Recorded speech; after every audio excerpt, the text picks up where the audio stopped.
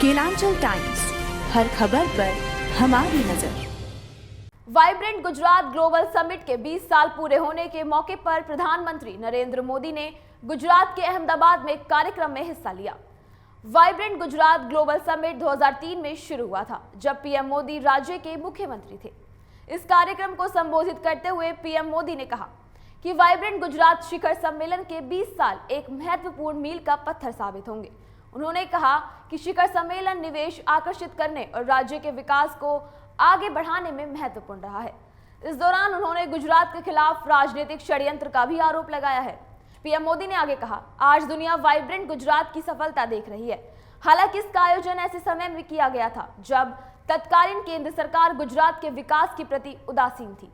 मैंने हमेशा कहा है कि गुजरात के विकास से देश का विकास होता है। उस समय केंद्र सरकार चलाने वाले लोग गुजरात के विकास को राजनीति से जोड़ते थे। केंद्रीय मंत्री वाइब्रेंट गुजरात ग्लोबल समिट में जाने से इनकार कर देते थे। वाइब्रेंट गुजरात की सफलताओं के पीछे कई खास कारण हैं। इसकी सफलता में विचार, कल्पना और कार्यान्वयन जैसे मुख्य तत्व शामिल हैं। वाइब्रेंट गुजरात ग्लोबल समिट के 20 साल पूरे होने पर पीएम मोदी के संबोधन की 10 बड़ी खबर बातें हैं। इनमें से कुछ बातों को आप समझिए।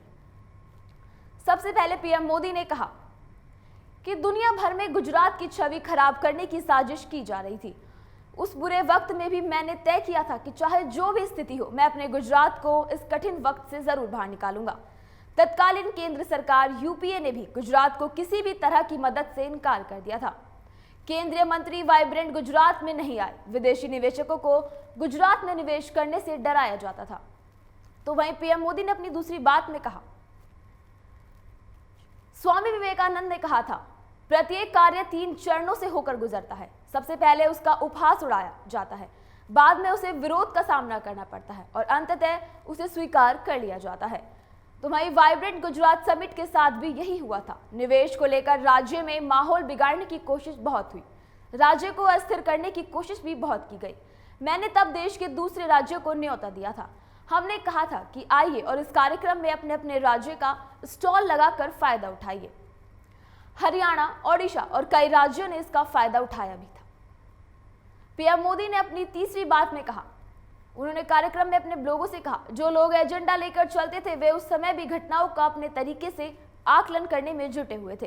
कहा गया है कि गुजरात से युवा, व्यापारी, उद्योग सब पलायन कर जाएंगे। दुनिया में गुजरात को बदनाम करने की साजिश रची गई है।